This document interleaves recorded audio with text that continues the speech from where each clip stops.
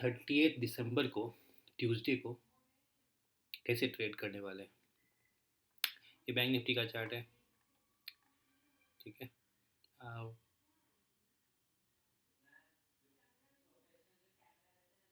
Bank Nifty में flat opening देके थोड़ा सा मूव करके इसने नीचे चलने लगा। लास्ट 3 डेज से बैंक निफ्टी और ये है निफ्टी और ये है सेंसेक्स। ठीक है।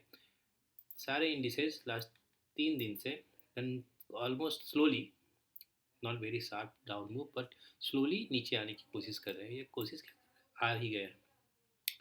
तो बैंक निफ्टी में क्या हुआ है, बैंक निफ्टी में देखो ऑलमोस्ट 59,500 का एक रिजेक्शन लेके नीचे गया है। 3 दिन से, 3 ट्रेडिंग सेशन से, not 3 consistent day. 24th 25th को छुट्टी थी, 26th, फिर देन 27th 28th को छुट्टी थी और 29th ना। आज के दिन में थोड़ा सा एक चेंजेज हुआ है कि बैंक निफ्टी नीचे जाने के बाद 58,800 के आसपास से इसने एक सपोर्ट ले लिया है।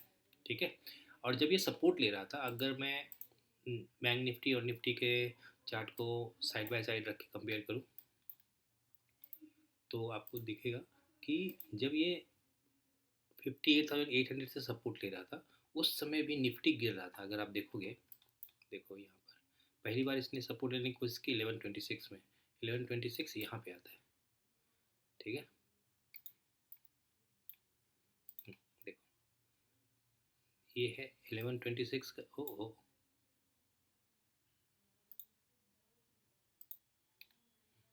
1126 यहाँ पे है। ठीक है। और इसका 1126 यहाँ पे है। राइट। उसके बाद फिर इसने सपोर्ट लेने की कोशिश की अप्रॉक्सीमेटली 12 o'clock को, और 12 o'clock को ये यहाँ पे था। फिर देखो अराउंड 1 बजे के आसपास, 1:10 हो रहा होगा।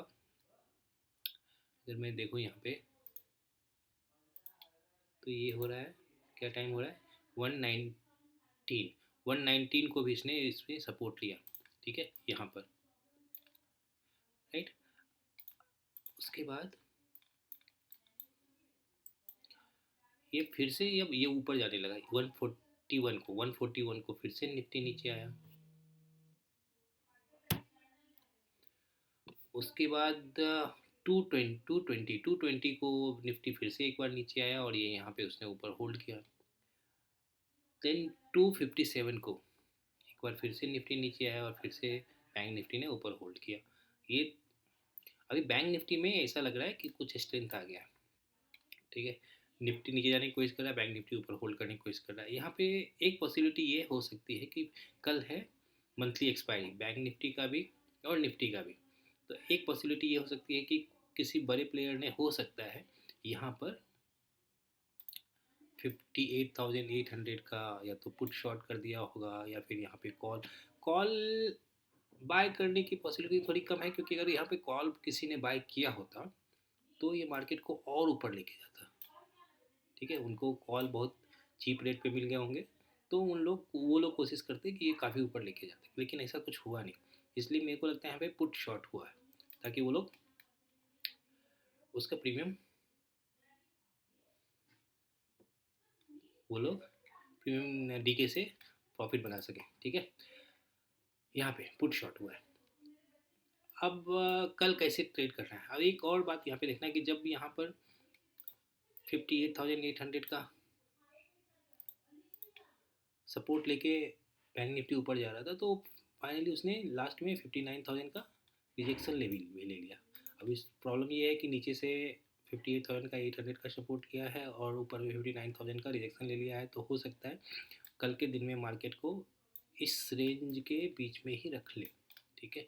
एक पॉसिबिलिटी तो ये भी है, और ये बहुत ज़्यादा प्रॉबिलिटी है कि यही होगा। क्यों? क्योंकि अगर आप देखोगे फिर से